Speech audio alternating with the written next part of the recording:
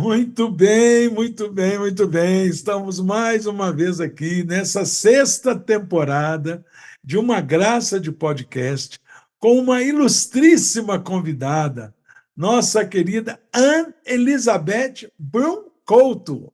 Nome enorme, hein, Anne? Isso é nome de gente importante. Anne, primeiramente, nós gostaríamos de agradecer você pelo aceite a esse nosso convite, de gravar um desses episódios que vai abrilhantar muito essa temporada.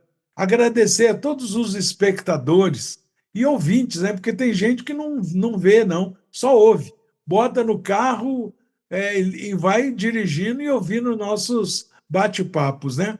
Agradecer a todos que já se inscreveram. Lembrando que nós estamos já aproximando a 500 inscritos, mas nossa meta é 1.000 inscritos, porque todos sabem, quando o YouTube reconhece que tem 1.000 pessoas inscritas num programa, num podcast, o YouTube começa a reconhecer que é um programa de qualidade, que tem interesse público, e aí começa a divulgar. E com isso, nossas histórias, falando da fé, falando das atividades de ensino, de pioneirismo, da vida de todos nós, começa a ser mais difundida. Isso é importante, porque somos nós mesmos que temos que realizar esse trabalho, né? E aqueles que não estão inscritos, por favor, se inscrevam no programa. Nós temos uma meta também nessa temporada, Ana, de cada um convidar 10 amigos, pelo menos 9, convidar para se inscrever no canal. Mesmo aqueles que às vezes não têm tempo para assistir tudo, não tem problema. Se inscreva e, quando puder, quando quiser, assista algum dos episódios. E aqui também, como o Anne sabe, nós não apresentamos os nossos ilustres convidados. São eles que se apresentam. Então, Anne, a apresentação de quem é a Anne é ela que vai falar. Então, fique à vontade, minha querida. Oi, gente. Sou Ana Elizabeth Brucouto. Agora estou quase com 81 anos de idade, então estou por aí muito tempo. Eu sou Bahá'í desde os 19 anos de idade. Como entrei na fé, foi meio diferente, vamos dizer, porque eu nasci na Irlanda do Norte, fui criado lá, sempre mexendo com cavalo. Aí eu tive 2 alunos pequenos. Wendy, que tinha 10 anos, e a irmã dela, Penny, que tinha, acho que foi 12. Wendy tinha tremenda capacidade e Penny era bem assustada. Bom, eles vinham todo sábado. Aí uma semana a mãe avisou que eles não vinham na semana seguinte, porque estava chegando visita dos Azores.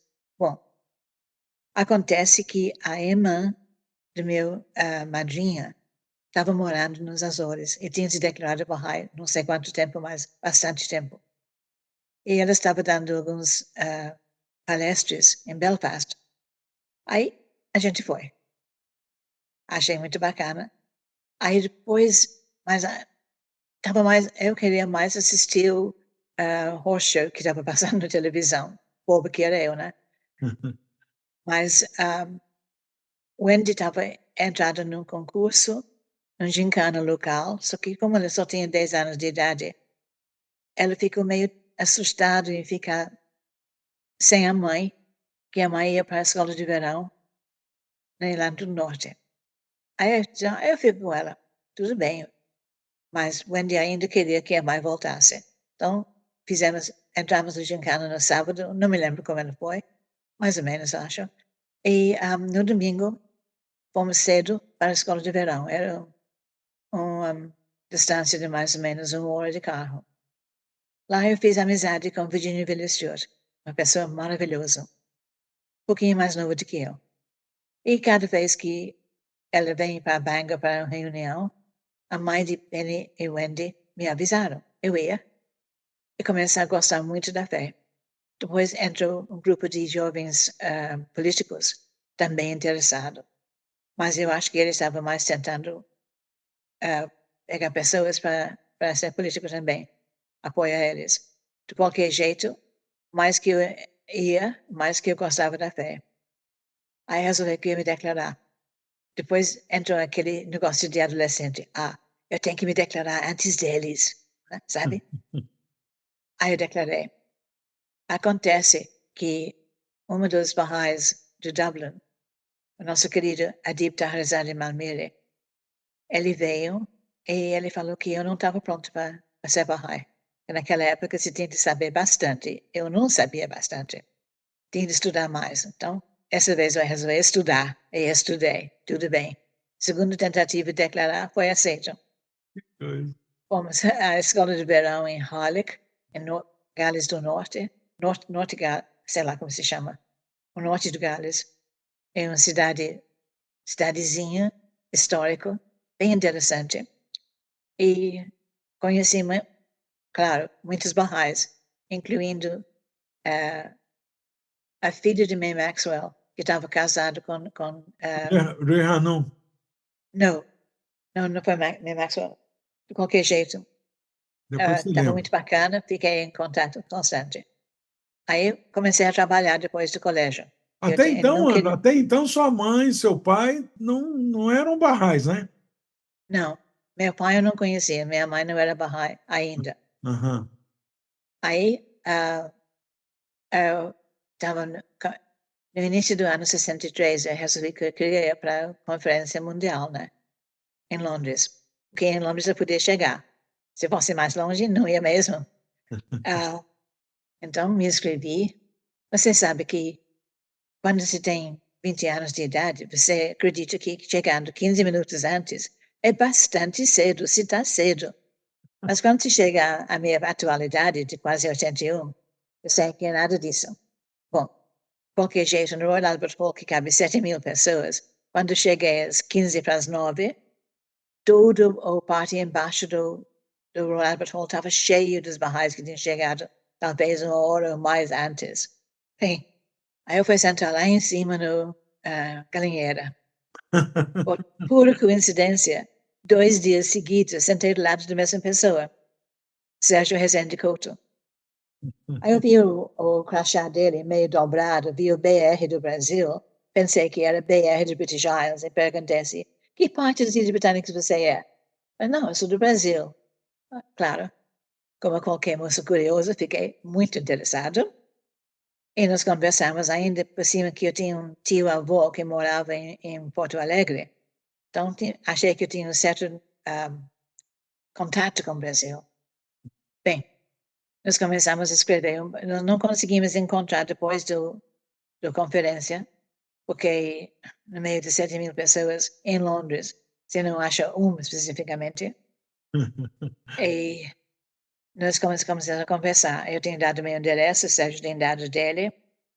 Ele tentou ficar aqui na Europa, mas não deu, porque ele não conseguia passar a moeda britânica, que naquela época era pound, shillings and pence, que era bem complicado. 12 pennies, um shilling, 20 shillings, one pound. Então, está complicadíssimo, né?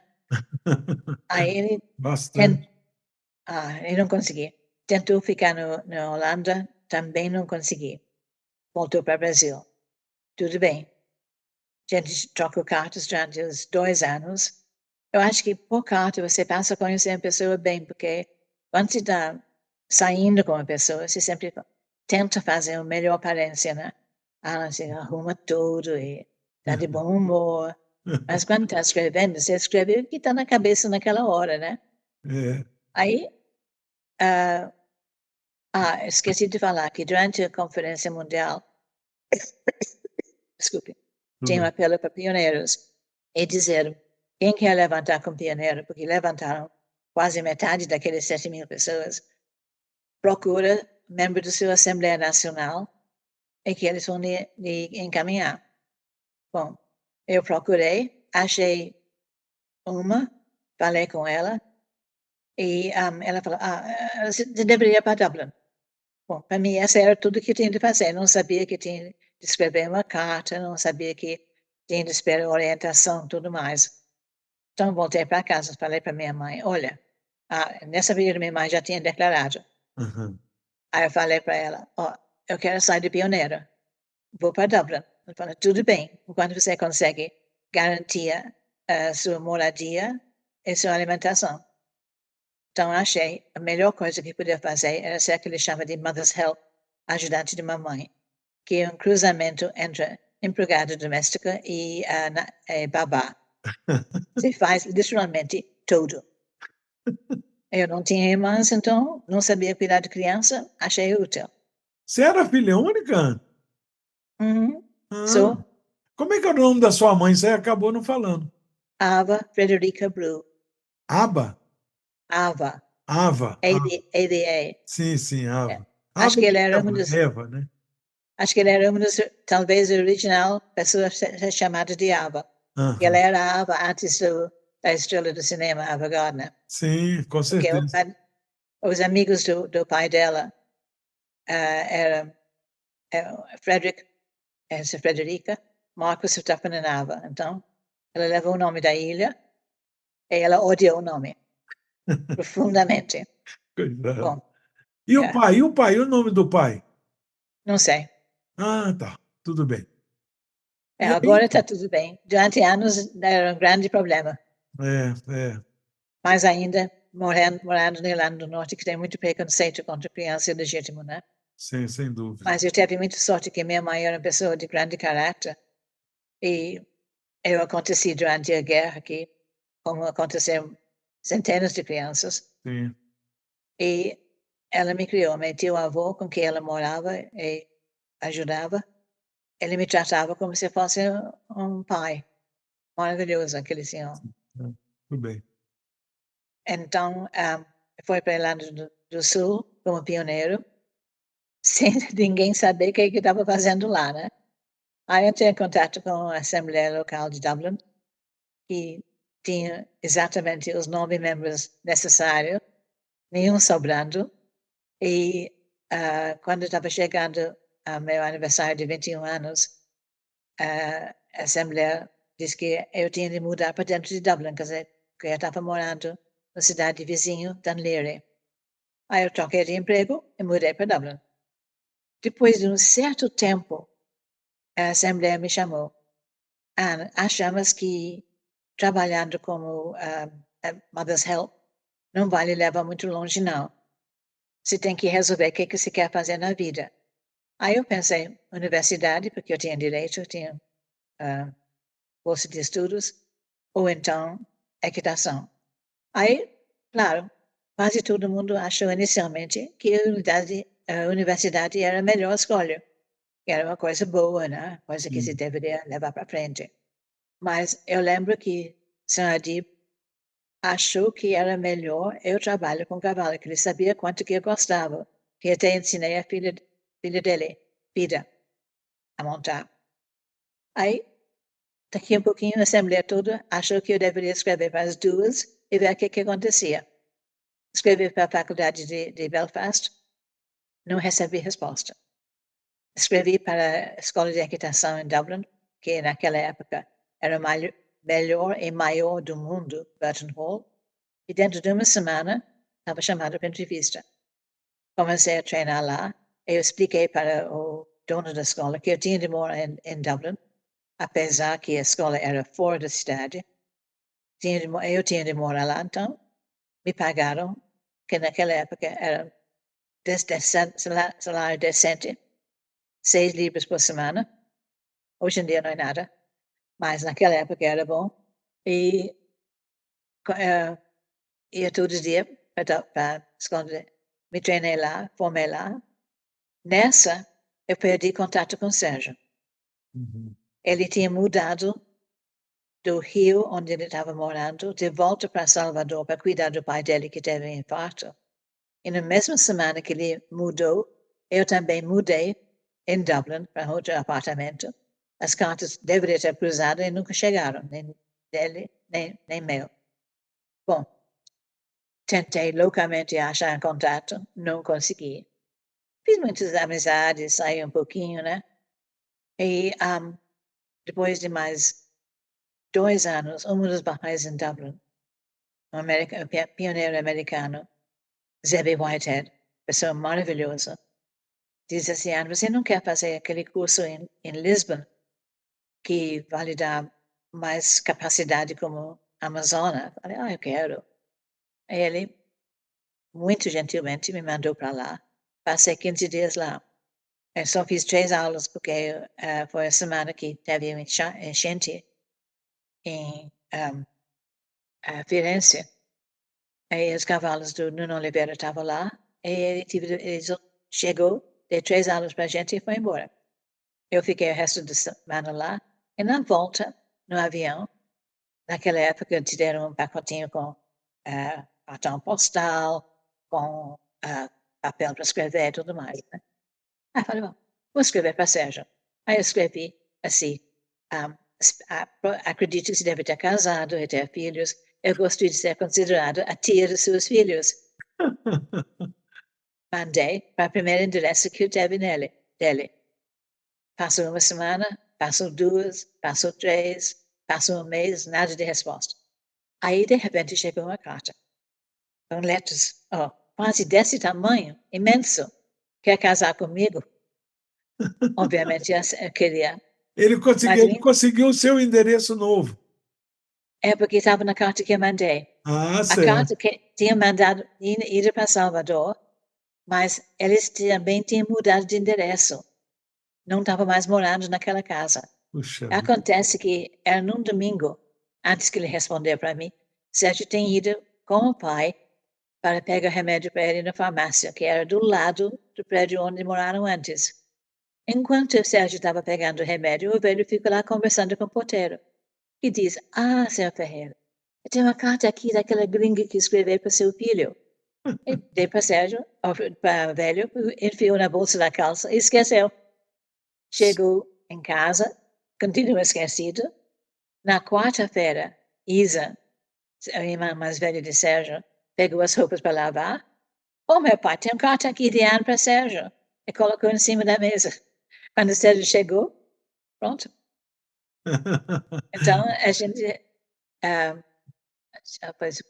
já foi 4 anos, passamos mais 2 escrevendo, noivamos, resolvemos noivar na Irlanda, para minha parte das amigas, família podia ir, e casar no Brasil, porque a gente ia morar no Brasil, como moramos. Bom, aí foi para o Brasil, casamos, e um ano depois, Sérgio trouxe minha mãe.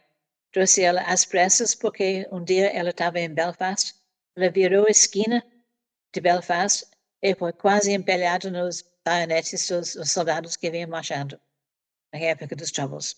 Sim. Então, mas não foi tudo bem. Ela passou 1 ano e meio com a gente antes de morrer de câncer. Uhum. Mas, Ana, esse pedaço, desculpa te interromper, mas esse pedaço da sua vida realmente, olha, muitos dos nossos amigos convidados nesse Uma Graça de Podcast relatam episódios das suas vidas quando encontrou seus maridos, as suas esposas. São das maneiras mais mágicas e incríveis possíveis. A sua agora entra nessa lista. Porque eu acredito assim que quando tem que ser, quando Deus determina, pode chover canivete, que a coisa vai acontecer, né? Das formas É mais verdade. improváveis, né? Olha a sua situação, realmente você muda de endereço, Sérgio muda de endereço, e mesmo assim, de alguma maneira, vocês acabam recebendo o endereço um do outro atualizado. Com certeza. Né? O conhecimento mútuo continua sendo processado. É maravilhoso. Mas aí, então, sua mãe veio para o Brasil, veio morar com vocês, depois adoeceu, faleceu aqui no Brasil. A gente, nessa época, estava indo para o ensino, morávamos em Rio de Janeiro, e íamos para o ensino quase todo fim de semana em Tribobó, que é o lado de Niterói. Uhum. Tanto que foi na época que aquele ponte que eles estavam construindo, Rio-Niterói, caiu e foi bem horrível. Bom, qualquer jeito, minha mãe foi para logo depois do Natal, o ano que ela estava lá, ela falou que tem encontrado um caroço no seio, mas como ela era velho, ela achou que não ia progredir rápido. Só que, obviamente, essa era uma metástase e progredia, triplicar tamanho em 15 dias. Nossa. Bom, foi operado e viveu com a gente até depois de Páscoa, de Natal, aquele ano. Ele foi campeão carioca de adestramento de veteranos naquele ano e ela foi me dar meu troféu, muito bacana, e lá vem ela descendo com duas muletas, mas ela foi. Aí em fevereiro ela faleceu. Aí uma semana depois que ela faleceu, a gente foi à praia. Bom, eu nunca pude usar biquíni, nunca teve aquele corpo maravilhoso. Estava corajosamente com um maiô de 2 peças que não era muito indecente de jeito nenhum. E um amigo de Sérgio falou para ele, Sérgio, Ana está grávida? Eu falei, não. Pois ele me olhou, foi falar comigo, você está grávida? Não. Muito indignadamente, né? Porque eu sabia, não estava. Tanto que eu tinha treinado, no final, treinei durante 3 meses grávida, sem saber. Nossa. Bom, eu acabei indo para médico falei, eu acho que pode ser que esteja grávida. Falei, acha? Você certamente está no 5º mês. Nossa. Que Então, eu coisa. perdi toda a parte ruim da gravidez, que geralmente é primeiros meses, né? É. Bom, tudo bem. Aí a gente resolveu mudar do Rio para São Paulo, que foi muito bom. Mudamos para São Paulo, os amigos que tinham ido antes da gente deixou de ser amigos, não conhecemos mais, não ajudou nada com o neném novo, que eu não sabia como cuidar. Ela sobreviveu, incidentalmente. Porque essa foi difícil para ela, porque a mãe que ela tinha sabia nada. E comecei a entrar em contato com Muriel e Edmund Miesler, e quando Clara tinha ela ficou muito doente com 2 meses de idade, teve pseudomonas, e levou 1 mês para o médico identificar e curar. Nisso, ela pesou menos com 3 meses do que quando nasceu. Ela teve o quê? Pseudomonas é um tipo de Um parasita? parasita intestinal. Uhum. E esse é bom avisar, porque às vezes a gente acha que, apesar de é um planta bonito, né? Ele é. Só que ele deve estar na natureza, onde ele nasce até mais ou menos 1 metro, 1,10 m de altura. Puxa. Então, quando você bota ele num pote, ele cresce bem menos, mas as raízes já estão apodrecendo enquanto ele está florendo. Uhum. Nisso que fica o pseudomonas. É um bicho bem nasty, bem feio. Bom, começamos a ir para reuniões. Eu lembro que tinha uma reunião com o mão da casa, Dr. Muhaji, em São Paulo, e nós fomos. Clara tinha, 4, 5 meses, estava bem atrasado, porque tinha ficado tão doente. De qualquer jeito, Dona Leonora estava lá, eu tenho a fotografia dela carregando Clara. Dr. Muhaji fez um apelo para pioneiras e nos levantamos. Aí foi engraçado que ele Doutor mandou o Magé, Sérgio. desculpa, só um lembrete. Uma vez, conversando com o Sérgio, nós não conhecíamos o doutor Morragé, a gente estava em Salvador, né? E aí o doutor Morragé chegou na sede regional, né? Aí nós perguntamos, Sérgio, quem é esse mão da causa? Ele falou assim, vocês precisam só saber que esse homem é aquele que muda a vida da gente. Cada vez que ele vem ao Brasil, ele muda a nossa vida. Então, fiquem preparados. E a gente nunca é preparado o suficiente. Tanto que eu vou lhe contar, a primeira vez que ele mudou a vida de Sérgio naquela época, quando ele declarou, mandava uma carta para o guardião e recebia a carta de volta. E na carta que Sérgio recebeu, pediu ele para visitar os índios. Bom, ele tinha, 15 anos de idade? Não podia ir sozinho. Então não foi. Quando ele tinha 18, foi chamado para servir o exército. Aí chegou o Dr. Muhaji em Salvador. Olhou para um lado, olhou para o outro. Quem foi o jovem que recebeu a carta do guardião mandando visitar os índios? Sérgio, eu, senhor. E você foi? Ah, não, senhor, ainda não, porque eu estou no exército. A doutora Regia olhou para ele e disse, mas tem que visitar os índios, e agora? Mas como é que eu vou fazer? Eu estou servindo no exército. Não, você vai ter que pedir para sair. Aí, fim de semana, Sérgio pediu para falar com o general e disse que ele estava varrendo lá de fora no pátio. E cada vez que ele vai rir, alguém jogava cigarro da janela para fora, tive de varrer de novo. E os generais falaram assim, bom, vem para a reunião hoje à tarde e explica o que você quer, por que você quer sair. Sérgio foi, não, que eu tenho que visitar os índios. Aí ele viu, eles tinham aberto na mesa um imenso mapa do estado de Bahia. Qual é o tipo dos índios que você quer visitar? Sérgio respirou fundo. Quiriris? E falou, então, você vai. Piriris Você na está área fora do de exército? Mirandela, né, Ana? É. Você está fora do exército a partir de agora. Que coisa. Servi, acho que foi exatamente uma semana. Bom, então, essa vez, voltando para as Isso é uma outra mudanças que prova, isso é uma outra prova de que a gente tem que confiar realmente em Deus, né? Se a gente coloca a nossa certamente. vida nas mãos de Deus e, né? Quer dizer, tem que confiar. Como é que pode? Alguém fala isso para a gente hoje, para um jovem que está no exército, fala: você quer então fazer uma atividade de ensino? Vai lá, conversa com o general, pede dispensa. A primeira coisa que o jovem pensa é que é isso, ele não sabe como é que é o Mas exército corta a brasileiro. cabeça. Vai cortar minha cabeça, vai mandar me prender, qualquer coisa assim. E o que aconteceu foi realmente aquilo que o doutor Morragé tinha recomendado e o que o guardião tinha dito para ele. Exatamente. Coisa. Então, essa vez, vários anos depois, já estamos casados morando em São Paulo. E o Dr. Moagir estava nessa reunião e fiz um chamado para pioneiro. Levantamos. Ele falou, vocês vão para Salvador. E Sérgio ficou indignado. Como é que eu vou para Salvador? Eu venho de lá. Tem que ir para algum lugar diferente, né? Ele foi para casa e estava resmungando, mas resmungando mesmo. E botei Clara para dormir um pouquinho e eu deitei do lado dela. De repente, ele vem pulando no quarto, super alegre. Nós vamos para Salvador. Tá. Por quê?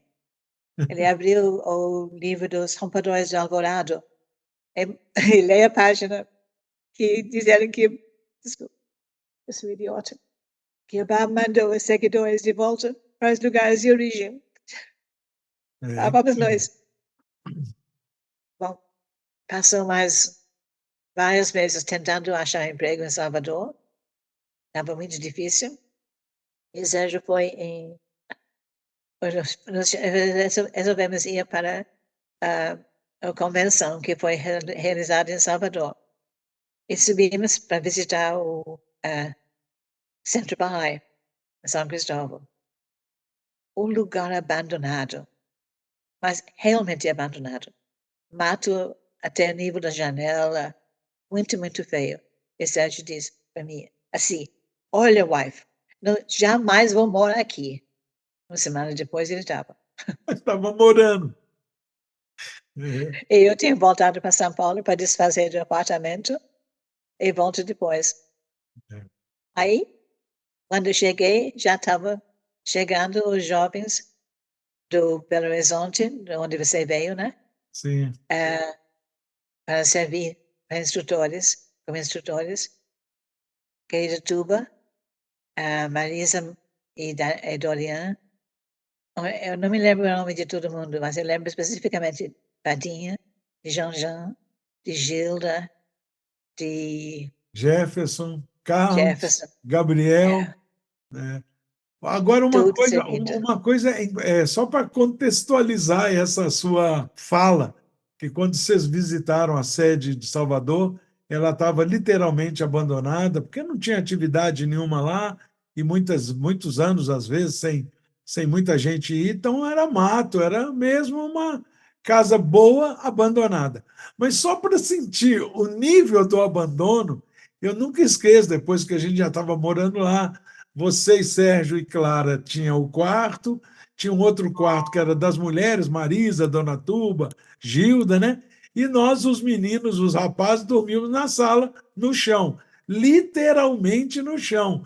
E vocês colocaram à disposição todos os lençóis, lençóis de seda, lençóis lindos que a gente colocava no chão para não dormir no chão, dormir em cima do lençol, né?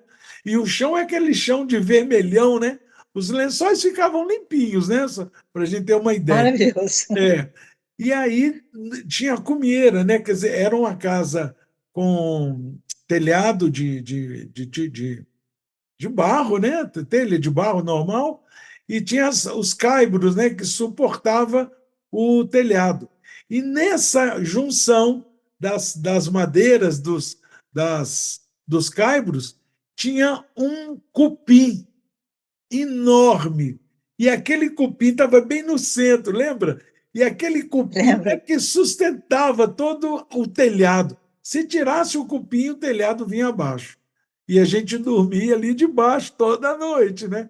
Então, realmente, até que depois de muitos anos, foi feita uma reforma e melhorou. Hoje a sede regional é lindíssima, né? É sim. Mas então aí vocês chegaram lá, você foi para São Paulo, desfazer da mudança, de todas as coisas e trazer o que pôde, né? O que talvez podia ser útil. Bom, Sérgio estava bem envolvido no ensino e vocês todos saindo todo dia, feitos doidos. Eu lembro de algumas histórias especificamente de ensino nessa época. Teve um que Sérgio contava de uma senhora, morava num bairro bem pobre, e ela tinha se apaixonado por um homem que parece que não foi o marido legal, mas acho que era pai dos filhos. E ele estava preso. Toda semana ele ia lá quebrar pedras com ele para poder ficar junto com ele. E quando a gente ia lá para a festinha de 19 dias, ela podia oferecer água. Tinha uma caneca com um pouco danificado que ela servia água. Mas o amor dela era tão grande. Bacana. Realmente. Eu lembro outro de Jean, esse foi engraçado. Ele foi visitar uma senhora que estava desesperado, tudo estava ruim. E ele falou, não, eu vou lhe ensinar uma oração e as coisas vão melhorar. Ele ensinou para ela a dizer a quem remove as dificuldades, certo? Só que ela era muito simples, ela não sabia a palavra remover. Então, ele chegou um mês depois para visitar, as coisas estavam pior ainda. Falei, mas você não fez a oração que eu expliquei? Fiz sim, senhor. Então, como é que você está fazendo? A quem renova as dificuldades, a não ser Deus. Meu Deus do céu. Aí Deus renovou, né? Ela pediu. Oh, coitada, meu Deus do céu. Mas depois que ela aprendeu certo, melhorou. E Anne, você, quando você chegou em Salvador, eu lembro que você continuou trabalhando, continuou cuidando da equitação, cuidando de dar aula para aprender a andar de cavalo. Sim, eu continuei. Isso é uma coisa importante, né, Ana? Quer dizer, quando você fala isso, esses amigos que estão nos ouvindo têm que levar muito em consideração esse papel quando você, na sua juventude, teve que escolher entre fazer uma universidade, escolher um curso técnico qualquer, ou fazer aquilo que você já fazia e gostava, que era ensinar a montar cavalo, cuidar de cavalo e tudo mais. E você escolheu aquilo que você gostava, e você foi muito feliz e passou a sua vida, graças a Deus, nos ajudou muito naquele período em Salvador. O dinheiro que entrava extra era dinheiro seu, do seu trabalho, e a gente, às vezes, passando até necessidade de alimentação, e você fazia. Eu lembro de uma história maravilhosa, coitada, como a gente fez você sofrer. Teve uma noite que você recebeu o seu salário, aí você falou que ia fazer uma comida especial irlandesa. Lembra? Aí Acho que eu sei. todo mundo ficou numa expectativa, porque a gente, naquele período, praticamente era pão com manteiga e café com leite. Não tinha muita outra coisa para comer, porque era o que era mais barato para comprar, né? E aí você ia fazer uma comida irlandesa. Nossa, passamos uma semana pensando na comida que ano vai fazer e tudo mais. E era um feijão. Aí que a gente ficou mais entusiasmado ainda, porque a gente começou a ligar feijão com feijoada. Deve ser uma feijoada irlandesa, aquela coisa maravilhosa. Aí vem ano, todo mundo sentado em torno da mesa e vem ano com um panelão de feijão. Todo mundo já babando ali, né, com o feijão da Ana irlandesa.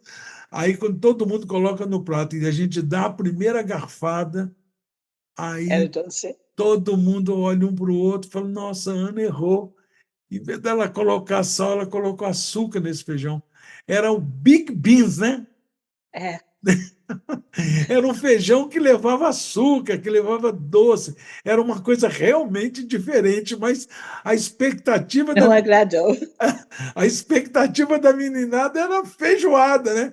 Mas aí nós Coitados. comemos assim com certa alegria, mas Ana ficou assim meio triste, coitada na hora, mas todo mundo reconheceu que realmente era uma comida diferente, quebramos ali alguns preconceitos, foi muito instrutivo aquele jantar. Foi bem diferente. É, muitas A gente histórias. adoptou um gato, para ser exato, um gato adoptou a gente, né? Morando lá no instituto. Ele vem todo dia, sentava no peito de Sérgio, miau, miau, e Sérgio dava alguma coisa de comida para ela. Aí um dia ele virou para gato, engraçado, todo dia você vem e pede comida, eu lhe dou, você nunca me traz nada. Aham. Dia seguinte, o que é que o gato faz? Entra com um cobrinha e bota no peito de Sérgio. Você nunca vi 15 instrutores se levantam tão rápido quanto aquela hora. Sumiram. É, muito obrigada, mas não precisa trazer mais nada, tá bom? Realmente o gato faz isso, né? De vez em quando traz uma barata, um ratinho, alguma coisa para o dono, né? Como um agrado, né? É, Ai, que mas Sérgio aprender para não fazer isso. é verdade. Mas então, aí essa experiência Ana, de tanta mudança, porque realmente a vida sua, a gente, todos nós que conhecemos, tivemos o privilégio, a oportunidade, a honra de conviver com você, com Sérgio, com Clara. Nossa, nós aprendemos muito. Acho que a base da nossa vida espiritual foi naquele período que nós moramos juntos, convivemos durante aqueles anos, depois cada um foi para o seu canto e tudo mais. Mas a gente lembra muito das histórias de Sérgio e tal, mas impossível, impossível, na minha visão, Sérgio ter podido servir a fé e servir a humanidade como ele serviu se não tivesse uma Anne Couto do lado dele. Porque realmente não, né? A gente que viveu com você sabe, olha, suportar, porque a casa de vocês não era a casa de vocês. Quando vocês mudaram do Instituto, da sede regional, para cá, para uma casa de vocês, cada um de nós já tinha ido para Recife, Carlos já tinha ido para Cuiabá, já tinha, Dona Tuba já tinha voltado a Vitória, enfim, estava já aquele grupo de instrutores original, já tinha sido desfeito e cada um seguiu sua meta de pioneirismo, né? Depois, mais tarde, o Alisson, né, foi para Campo Grande, enfim. E vocês passaram a ter sua casa. Aí nós pensamos, ai, coitado, graças a Deus, Ana e Sérgio vão ter agora sossego, eles vão ter a casa deles, a privacidade. E não existiu nunca na sua vida, na vida de Sérgio e de Clara, tadinha, privacidade, né? Quando a gente morava junto, eu lembro de muitas histórias, mas hoje as histórias são suas, né? Mas tem uma que Clara, quando era pequena, não sei quantos anos, 5 ou 6 anos, ela, no dia de folga dos instrutores, que era uma segunda-feira, ela tinha uma aulinha, ela tinha que dar uma aula para nós. Eu não sei se você lembra. Ela, nós chamávamos ela de professora Confa. Aí eu, mas como professora Confa? O que quer dizer Confa? Quer dizer confusão. Porque ela era enérgica, ela era uma professora enérgica, ela batia a palma, atenção, atenção, todo mundo começa a aula. A gente tinha que sentar nos bancos, ficar caladinho e ela ensinar o que ela queria. Aí nós falávamos com alguém que eu conhecia ela na escola, falava, nossa, a professora dela é assim, brava igual ela é com a gente, porque às vezes a criança repete os seus exemplos, né? Aí a moça que conhecia a professora de Clara falou, nada, Clarinha é muito mais enérgica. Então a gente recebia a aula dela. Então, quando vocês mudaram para a casa de vocês, doce ilusão, nós achamos que vocês iam ter privacidade. A casa ficava cheia de gente. Sérgio passou a fazer terapias, né? Antes da terapia principal, ele já era membro do corpo auxiliar. Ah, Ele sim. dava aula todo sábado à tarde, às 2 horas. Bom, você sabe, brasileiro não é a criatura mais pontual do mundo, né? Então, às 2 horas, não tinha chegado ninguém. 2h15, ninguém. 2h30, ninguém. E Sérgio já estava ficando nervoso. Aí, depois de 2 semanas assim, ele disse, tudo bem, eu vou começar pontualmente. Se só tem os anjos aqui, os anjos vão ter que me escutar. Incrível. Se os ajudantes todos aprenderam a ser pontual. Exatamente, exatamente. Aquela casinha era muito especial, porque estava lá no fundo de São Cristóvão. A casinha tinha porta de frente, porta de trás, 2 janelas, uma no quarto principal e uma na sala. E pronto. É o banheiro, cozinha, piquititico. Bom, nesse período, Sérgio recebeu uma carta de, my memory is stupid. O nosso querido que faz o podcast grande, como é que se chama? Na Brasília. Tom Araújo? Recebemos uma carta de Tom dizendo que ele, com um grupo de outros jovens, tinha ido para a cidade onde morava Dona Leonora, e por acaso Juiz de ele Fora. encontrou ela na rua. E ela não estava querendo voltar para casa tão cedo, que tinha problema com o filho adotivo dela. Uhum. E ele viu que ela não estava bem fisicamente, que tinha pus descendo do seio até o sapato. Ele escreveu para Sérgio e Sérgio prontamente chamou ela para ficar com a gente. Bom, foi muito bacana. Vou lhe contar uma coisa que você provavelmente não vai acreditar. Mas quando limpamos a casa, antes dela chegar, e o quarto estava pronto, o melhor possível, a gente ia dormir no outro quartinho do lado que não tem janela. O chão estava todo brilhando. Fechamos a porta, tudo pronto, cama pronta para ela. E sentamos na sala. Eu juro, vimos rolos de luz saindo por cima e por baixo da porta. Antes que ela chegou, ela ficou com a gente e ela tratou do câncer com um remédio natural que meu ministro tinha recomendado. E a doutora Ana, que se tornou Bahá'í também, tratou dela. E o câncer acabou. Ela fez uma biópsia no hospital em Salvador. E ela disse, essa foi a biópsia, Deus me livre de tirar o seio todinho, que foi feito com ela acordado, mas tiraram. Ela ficou com a gente até a passagem dela. Como era certo perigo de vida, não somente do câncer, mas também desse filho adotivo, eu tive o privilégio de chamar ela de minha mãe. Então todo mundo na rua achou que ela era minha mãe, que era a avó de Clara. Que privilégio, né? É Mais verdade. espiritual Mas do mas Brasil de inteiro. fato ela era mãe de vocês e nossa mãe, né? Espiritual. Mas foi um privilégio muito grande. Apesar de um privilégio, Ana, esses amigos que estão nos vendo, ouvindo suas histórias da sua vida, é uma vida de muita dedicação, mas não é uma vida fácil, entendeu? É uma vida realmente de completa doação e, às vezes, não são todos que estão preparados para essa doação, né? E, muitas vezes, a gente quer fazer, quer seguir esses passos, mas não tem o dom, não tem o amor suficiente, às vezes, mas para outras coisas tem.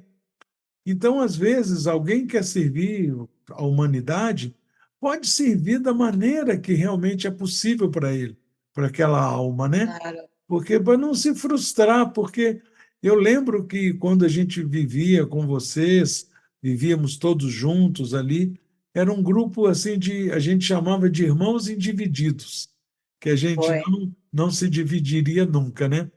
E essa irmandade, esse amor tão fraterno, Sérgio era um amante também de São Francisco, então a gente emulava muito o exemplo da vida de São Francisco, e todos nós, por mais humildes que nossas famílias eram, nós saímos de lares onde a gente tinha uma cama para dormir, tinha 3 ou 4 refeições por dia, e trabalhava de segunda a sexta e descansava no final de semana. Naquela vida que nós levávamos, primeiro que não tinha descanso. O dia de folga, que era uma segunda-feira, a gente era o dia de limpar a casa, de fazer um monte de coisa, que de descanso mesmo era o maior, era ir para o aeroporto, ver avião subir e descer e comprar Tomar um lá. café. Hã?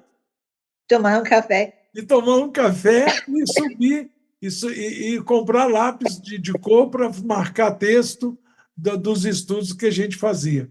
Mas a gente era muito feliz. E a gente só passou a reconhecer o grau de felicidade não foi quando a gente vivia junto, não, porque a gente era feliz ali. Mas quando a gente separou, cada um foi por um canto, a saudade é tão forte que a gente realmente passou, como a gente diz, né? A gente só valoriza quando perde, né? A gente não perdeu, mas a gente realmente supervaloriza essas épocas. E todos nós, que eu converso com todos, diz a mesma coisa.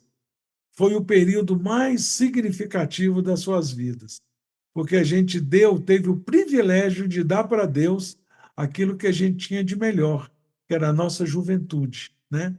Agora você está aí com o cabelo todo pintado de branco, eu sei, eu tinjo o cabelo. Pintado nada. Você É branco de verdade. Estou brincando. Nós estamos já com o cabelo pintado, né? Mas muito felizes de ter essas recordações. Mas continua, porque eu tenho certeza que está todo mundo gostando demais. Obrigada. Mas aí você estava na fase de Dona Leonora, morando com Yes. vocês cuidando dos últimos dias da vida dela. Essa foi muito bacana. E foi na época que ela escreveu uma. Bom, ela traduzia de manhã cedo até à noite, incansável. E Sérgio disse que o português dela era melhor do que quase qualquer pessoa brasileira ou português ia escrever. Era impecável, wonderful. Bom, nós tivemos muitas visitas.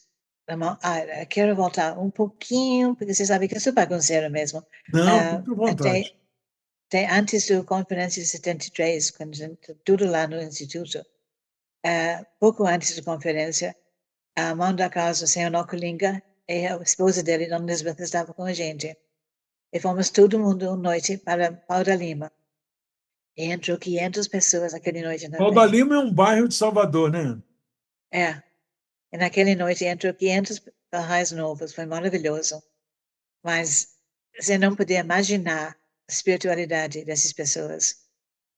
Você sabe, como você falou, Sérgio estava já fazendo terapia com os drogados e algumas vezes correu até risco de vida, né? Teve uma ocasião que Edu e Cláudia Avazian estavam visitando e fomos dar uma voltinha de carro. E Edu estava dirigindo. De repente ele começa, esse carro não está bem, não está bem. Estava balançando, ele encostou, a roda estava para cair. Alguém tinha tirado dos parafusos. Outra ocasião, me caçaram. Eu entrei em Laura de Freitas, feito uma doida, e consegui escapar de um caminhão. Essas coisas acontecem. Mas o motivo era por quê? Porque Sérgio estava recuperando, estava tirando a clientela dos que vendiam, Traficantes. né? Dos traficantes. É, exatamente. Mas depois ele fez amizade com algum deles.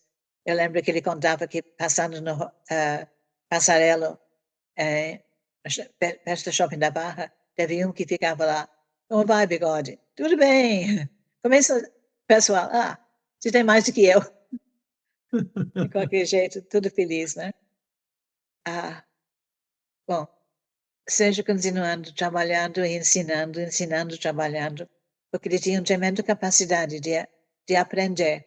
Então, para ele, para saber mais sobre a religião dos outros, não era um caso de eu vou saber porque pode ser útil, né? Mas porque era essencial. Tanto que a maneira que ele trazia as pessoas fora das drogas era retornar a cada sua fé em Deus através da sua própria religião.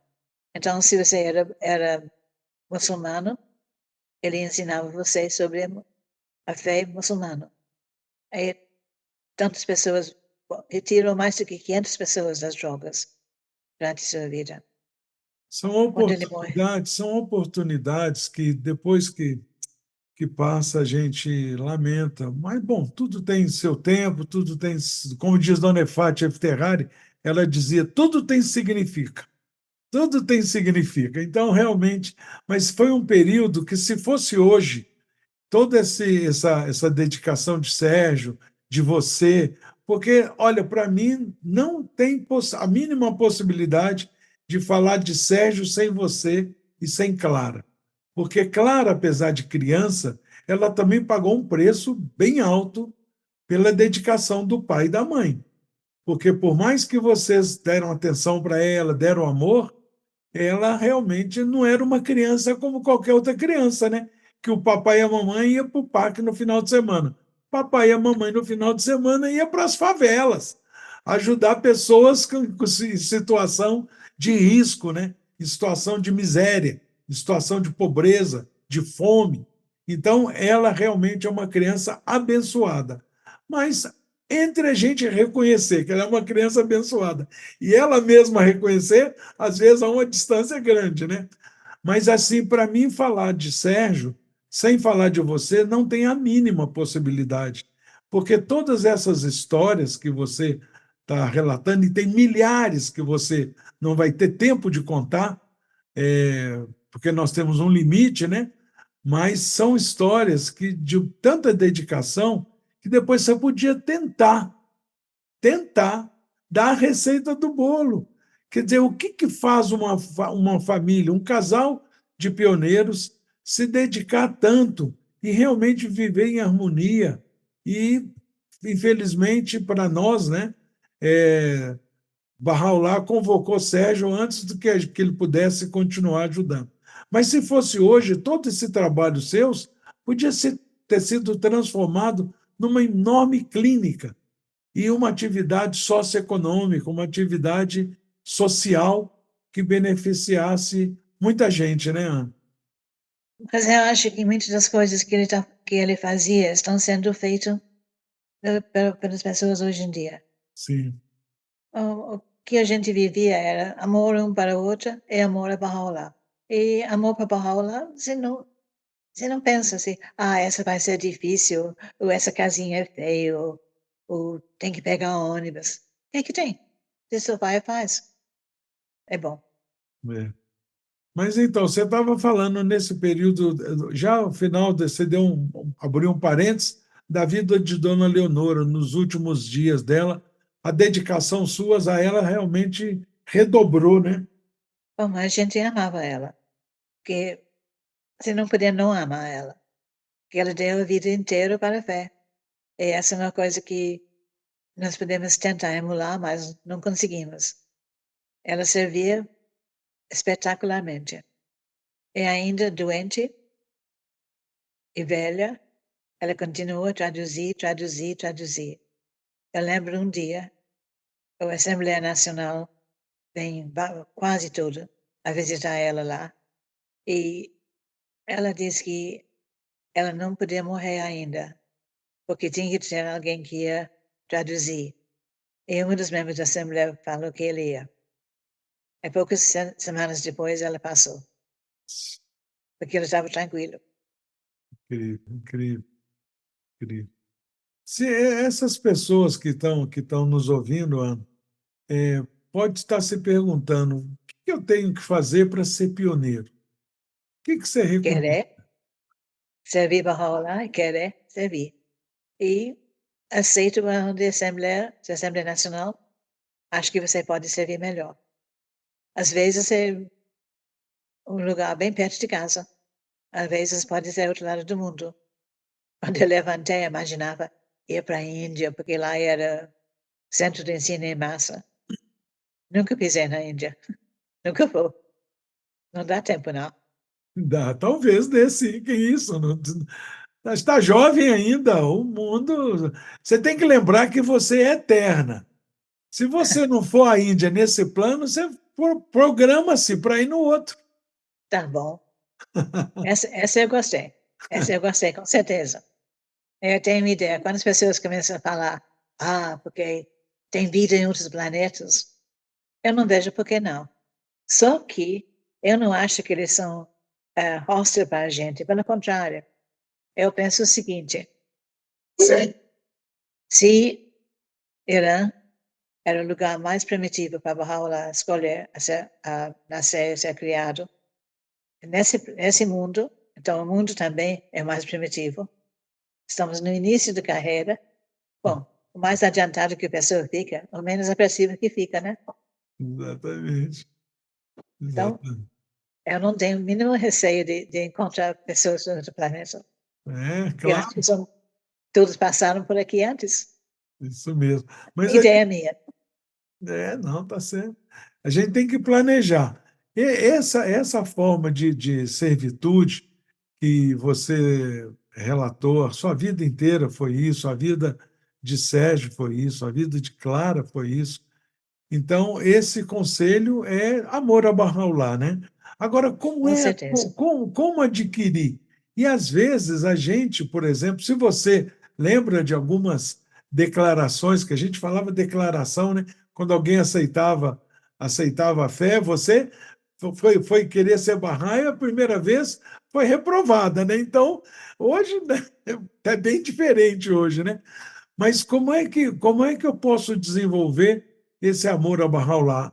Se você lembrar de alguns desses episódios de declaração, talvez a gente possa ter uma ideia melhor do que significa esse amor, né?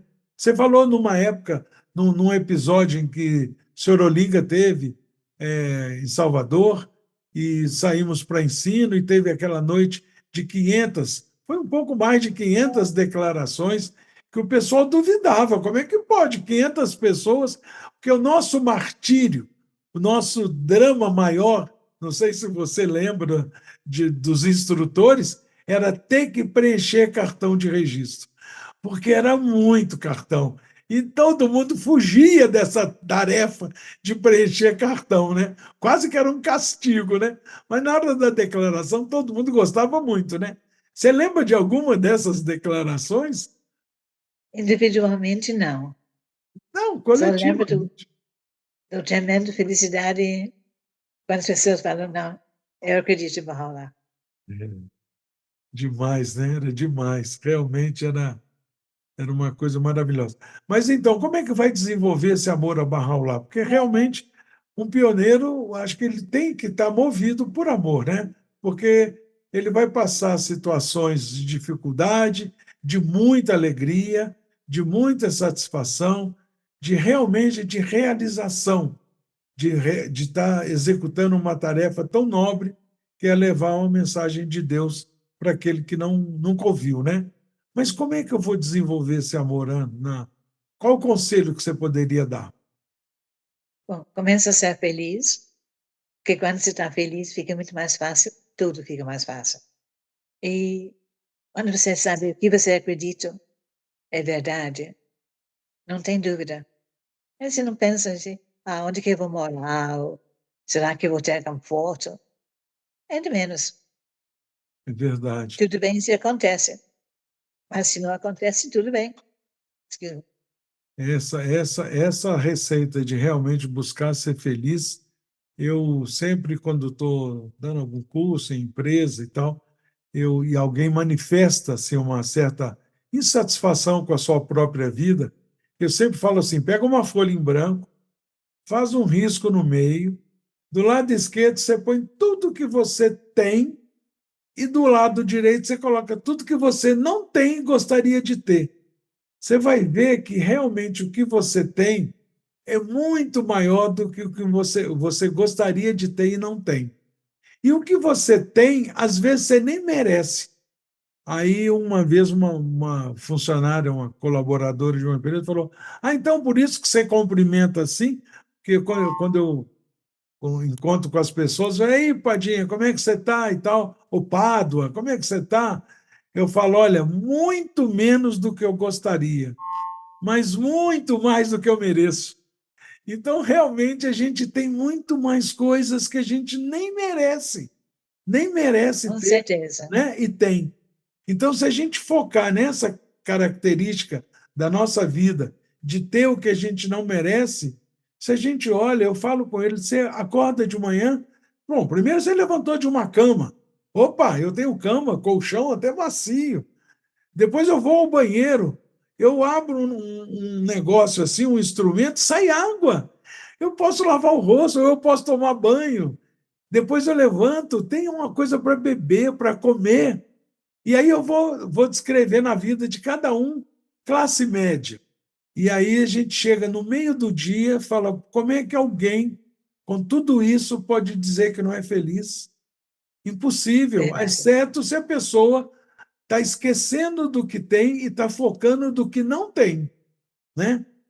É. É uma coisa assim extraordinária. Mas, Ana, continua a sua história, minha amiga. A gente pode ficar aqui uma semana, mas Não pode, não. tem muita história para contar. Mas então, o conselho que você daria para quem quer se levantar como pioneiro, porque muita gente escreve, sabe? Escreve para a gente perguntando, fala: olha, quando eu estava ouvindo tal episódio, eu fiquei me coçando na cadeira e querendo passar, querendo ter aquela experiência. Por exemplo, quando esse episódio seu for ao ar, realmente muita gente vai falar: nossa, eu gostaria de viver uma vida assim que Ana descreveu. E aí pergunta, então eu pergunto para vocês, que são os convidados, que conselho daria para essa pessoa que está se coçando e às vezes está faltando coragem, às vezes está faltando ânimo, às vezes está faltando confiança para sair de pioneiro e cumprir uma meta qualquer? Porque hoje a gente pode ser pioneiro até na vizinhança, né, Ana? Porque se tem um Claro. vizinho que não é Bahá'í e nunca ouviu falar na fé Bahá'í, se eu ensinar para ele, naquele momento eu estou sendo pioneiro para ele, né? Então, o Exatamente. que você diria para essas pessoas? Primeiro, seja feliz. Depois, acredite que você pode fazer as coisas. E Bahá'u'lláh está do seu lado. E que não tem problema de quem você é ou quem você não é, o que você estudou ou deixou de estudar, quanto que você sabe. Sempre vai dar certo, uma maneira ou outra. Muito bem, Ana. Você gostaria de falar mais alguma coisa? Lembra de mais algum episódio? Porque, como eu disse, como nós sabemos, não é uma entrevista, então não tem nenhuma pergunta assim, para te fazer. Você está à vontade, o programa, esse episódio é seu, então você se lembra de alguma outra coisa que você gostaria de falar, fica à vontade. O que eu gostaria de falar? Vamos levantar e servir. Vamos ser felizes? Vamos lá. Isso mesmo, isso mesmo. E eu tenho um grande problema. Eu sou preguiçoso, muito preguiçoso. Então, muitas vezes, eu acordo durante a noite pensando assim: eu deveria fazer tal, tal, tal coisa. Mas como eu pensei na minha cabeça como fazer, a minha cabeça fala: já fiz. É verdade. Mas você E sabe que isso é ruim. eu falo isso que você acabou de dizer, que a única hora que eu não falo da fé, quando eu estou com alguém que eu não conheço e eu não puxo uma conversa para falar da fé, a única hora é quando eu estou com preguiça. Tem dia que eu estou no supermercado, no posto de gasolina, e eu vejo, olho para uma pessoa, que ela está comprando uma mercadoria do meu lado, e eu olho para o cara, olho para a dona, falo: isso aí deve ter nunca ouvido falar em Barraulá. Mas eu não vou falar agora não, porque senão ele vai começar a perguntar, e essa é religião? Que religião é essa? Nunca ouvi falar. Não, a conversa vai longe. Não, estou com preguiça. Então é a única hora, e que Deus me perdoe nessas horas que eu estou com preguiça, né? mas o resto do tempo a gente realmente tem grandes oportunidades de servir a fé. Deixa eu contar uma pequena história aqui que aconteceu. Nós estávamos naquele em Mojimirim, na casa de uma família Bahá'í, né? Você falou de preguiça, eu lembrei. Aí eu fui falei isso, falei o que eu acabei de dizer, falei na reunião. Aí a senhora da casa falou: Ah, não, Padinho, você falou que em qualquer situação você fala da fé, você puxa uma conversa, eu não consigo, não. Eu falei: qualquer. Pode falar uma situação aí que eu te falo como é que a gente pode conversar uma conversa e falar da fé. Ah, não, você consegue, mas eu não sei o que. O papo ficou ali. Passou algum tempo, estava eu com dois filhos, com o Raul, mais velho, e o Rafael, o caçula, mas todos já adultos, né? Na barbearia. E nós temos uma barbearia aqui que o barbeiro é meio metido, ele só corta o cabelo com hora marcada, né? É até bom, porque a gente já vai sabendo que é a minha vez de cortar, né? Só que fomos os três, né? E aí está lá o Raul, que tem menos cabelo, foi o primeiro a cortar o cabelo. Aí está o Raul sentado, o Rafael e eu, só nós, porque era a nossa hora, marquei 3 horários. Aí chega um senhor, entra na barbearia, cumprimenta o barbeiro, falou: Ô Carlinhos, como é que vai? Tudo bem? Eu sei que não é a minha hora, mas eu estava passando aqui por perto, eu falei: vou lá para o salão, vou lá ficar vendo umas revistas. E foi num bolo de revista que o barbeiro tem, só com a revista Playboy. Você lembra da revista Playboy no Brasil? Só mulher pelada na capa e tal. Tinha 3 mulheres peladas na capa. E o homem pega uma daquelas revistas, olha para mim, mostra a capa, fala: Olha que beleza. Aí eu falei assim: tem gente que não gosta. Aí ele já se sentiu assim, à vontade, né? Que o cara lá falou que tem gente que não gosta, já sentou do meu lado e puxou a conversa. Aí o Rafael, que é o mais danadinho dos três, olhou para mim, sabe aquela olhada que o filho dá para o pai, e o pai consegue ler perfeitamente. Vai e fala de Barral lá para esse aí, que o cara estava com uma revista de mulher pelada, agora fala. Quer dizer, ele não falou nada disso, ele só olhou. Aí eu comecei a conversar com o homem. Pois é, tem gente que não gosta disso, né? Olha, eu fui gerente da Editora Abril quando eu morei em Juiz de Fora. E comecei a contar um pouquinho na época que eu trabalhava pela Editora Abril. E essas meninas que são convidadas para posar nua, elas ganhavam tanto dinheiro que às vezes é o suficiente para comprar um apartamento em São Paulo. Às vezes dá para comprar uma casa, comprar carro, ainda sobrar dinheiro. Era muito dinheiro, porque, de fato, ela ia se expor de uma maneira total, sem roupa nem nada. E muitas vezes eram atrizes famosas, que ninguém nunca tinha visto. E comecei a conversar com ele sobre isso. Ele falou: você foi gerente da Editora Abril? Eu falei: fui, durante alguns anos que eu morei lá em Juiz de Fora e tal. Mas você sabe que isso é uma questão moral, porque a característica, imagina o pai, imagina você tem filha? Tem. Então, imagina sua filha chega em casa e fala: Papai, eu fui convidada para posar nua na capa de uma revista. Quer dizer, todos os seus amigos vão ver sua filha nua. Ah, mas isso se fosse na Europa, se fosse na França, isso não teria problema. Falei: não, depende da formação espiritual. Quando eu falei a palavra depende da formação espiritual, o Rafael já deu uma olhada desconfiado que, puta, papai vai conseguir falar de Valhalla. Aí entrou na parte espiritual, foi um pulo para falar de religião e depois para falar de Bahá'u'lláh e falar da fé. Aí ele conhecia Barrais na cidade. Falou: eu conheço a família Soltani, não sei o quê. E aí pronto, o papo ficou. Aí ele largou, já tinha largado a revista, e o nosso papo era sobre educação moral, espiritual e ética. Eu cheguei aí no carro buscar convite para ele participar de reunião de amigos, de Fireside, na sede. Aí fui eu que dei a olhada para o Rafael, a olhada assim de tomou distraído. Dá para falar da fé ou não dá? Dá para falar, Ana, em qualquer situação, em qualquer situação.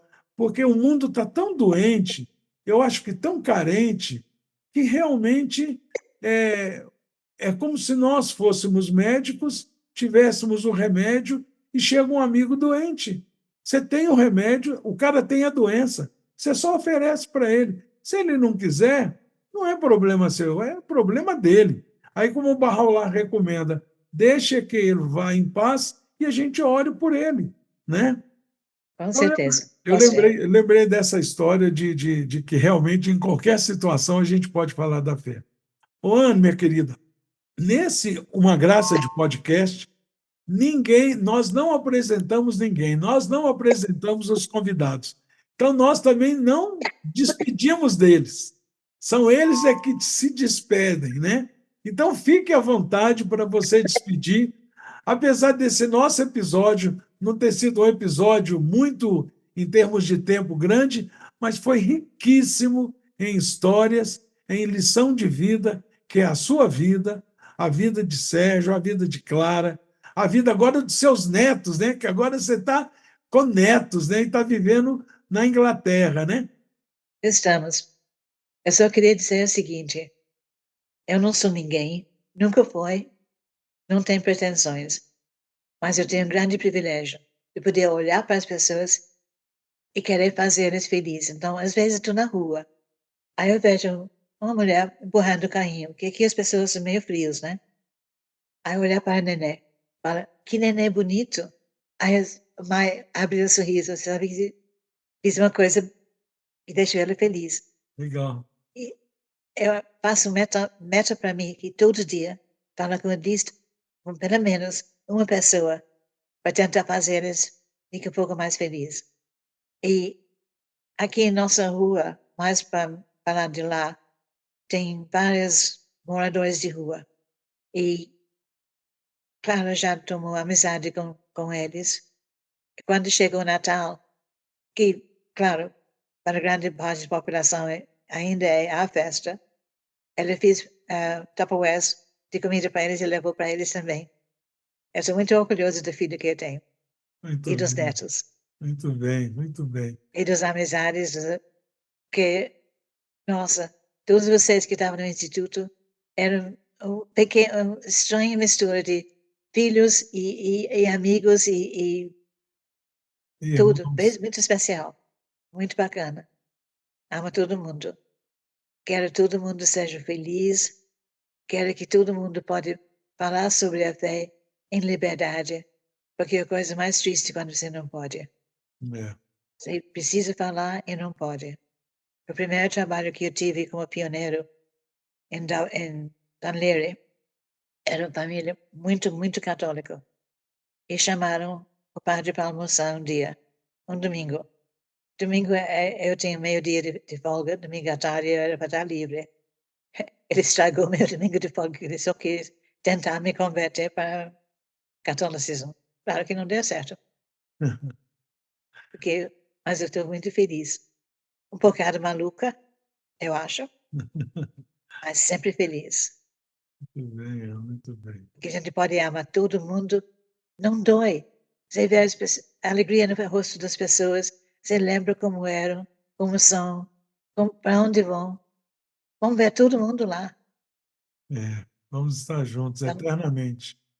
quero agradecer a todo mundo pela paciência de ter me escutado e só seja feliz e seja Bahá'í.